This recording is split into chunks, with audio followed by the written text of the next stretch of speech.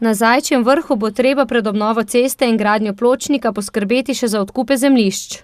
Dokler so mladi ljudje, imajo majhne otroke, takrat ni noben problem odkup za pločnik. Čim so starejši, jaz sem svoje otroke že skozi spravil, briga me za druge. Ne?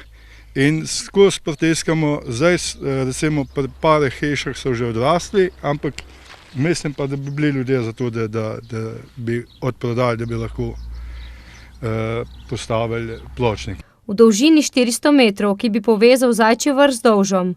V krajevni skupnosti pa menijo, da je nujno potreben tudi pločnik ob lokalni cesti skozi Dolž in naprej do vrhov. Gre za približno 500 metrov.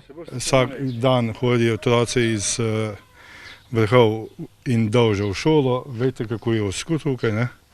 Da se še dva avtomobila ne morate srečati, nekaj pa, da otroci hodijo pa ne.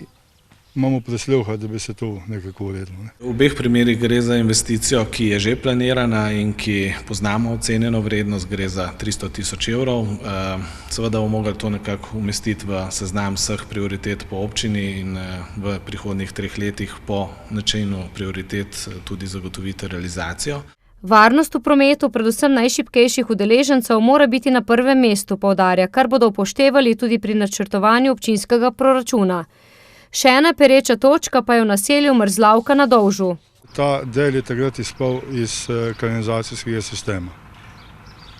Takrat sicer so bile samo 3 hiše tukaj naseljene, zdaj je pa tukaj se precej novih hiš naredilo, tako da je zdaj jih 10 že. Ne? Glede na zaveze, ki jih imamo kot lokalna skupnost, gre za še zmeraj za območje, kjer je razpršena gradnja in tam ni predvideno gradnja javnega kanalizacijskega omrežja in se bo reševalo v okviru samostojnih čistilnih naprav.